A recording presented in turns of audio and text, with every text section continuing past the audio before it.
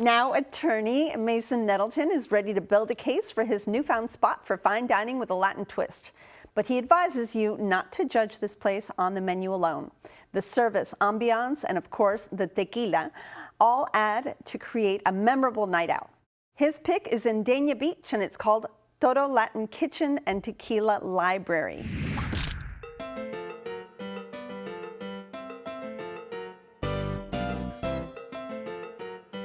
My name is James Rogers. I'm the executive chef of Toro Latin Kitchen and Tequila Library.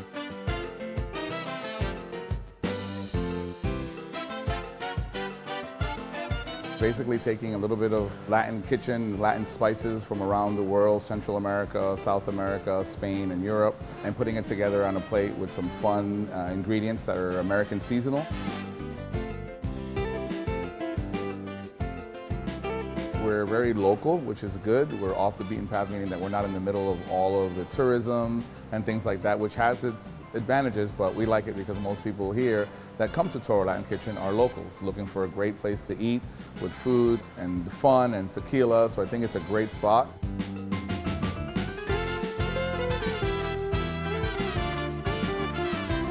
Toro Kitchen is sazón and flavor.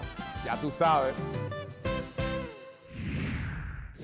Mason, what are your impressions when you first walk into this place? So immediately they have this large tequila bar to your left, and then an open kitchen that goes out all the way back, about 50 tables. So large space. I happened to find it for a nice birthday dinner that I had with my parents, and I loved it. The last time I was there, for a starter, I had the classic ceviche, which they serve with a leche tigre milk. Leche de tigre. Leche de tigre milk. Let's let everyone know that's not milk.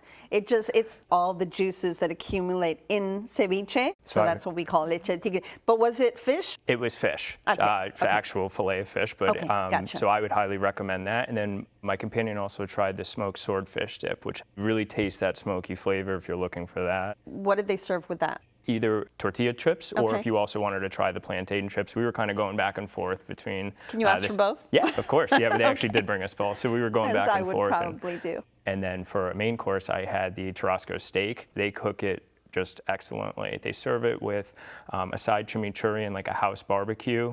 Quite frankly, I don't need the sauce. I just love the way it comes. The presentation there, they kind of go an extra mile on the food. Yeah.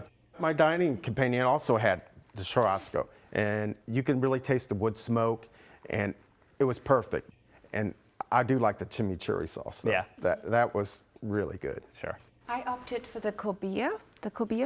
Cobia fish. A delicious it local came in fish. a beautiful crust, and inside was very moist, very tender, and it was actually accompanied by cilantro rice. It was green, and so don't be intimidated, but the taste was amazing with little marigolds on top. What did you think when you first walked in? I thought it was a bit too open for me. I was expecting more of an intimate night with my husband. You mean like cavernous almost? It's just open, really open. No, no partitions. Some people really enjoy that, but for me, I was looking for a more quiet night. It was a bit loud when I went, which is a good sign because it means the food is delicious, you know. I think the open kitchen adds a little bit to that noise level. Yeah. They did play, nice Latin music in the background, and that was a nice touch, I thought. Yeah. So did you get a little glass of champagne when you first got there? Of course, they had the rosé that night, which I really enjoyed.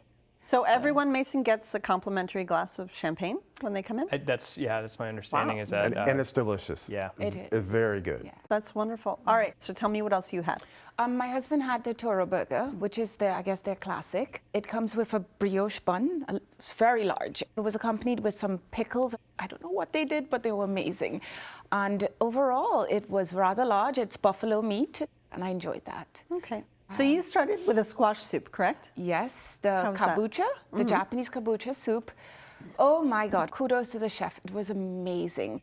It has an underlying tone of wasabi. It's not overpowering whatsoever. The soup was so smooth and enjoyable. It was wonderful. I should mention that he's not just a simple local chef like I am. Richard Sandoval is internationally known. Nobody knows Pan Latin like he does. Yeah. It was amazing. I mean, really top notch. Did you have braised short ribs? Was it? Yes, I did, and it also had a nice sauce, but it also came with this like squash that was pureed, delicious, and just the presentation was just was a good experience. Did you have some wine with the braised short rib? I mean, a good I red would had go well. the margarita, and I think it had a simple syrup that was made with marigold. It was very good, very different. And you had a cocktail as well, Mason, I right? did. I What'd you enjoyed have? the Southside Mule, and it was with El Jimador tequila. Certainly have a full selection of tequilas, mezcal.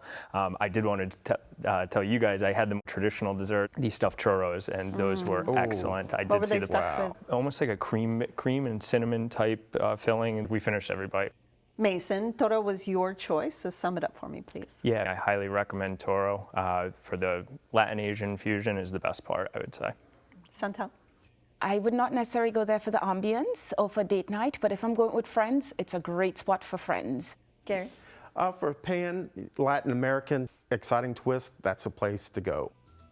Well, you can try the creative Latin fare alongside a classic cocktail at Toro Latin Kitchen and Tequila Library, located at 825 Griffin Road in Dania Beach, inside the Le Meridian Hotel. They're open for dinner Tuesday through Saturday. Reservations are accepted, and the average price for dinner without drinks is about $70.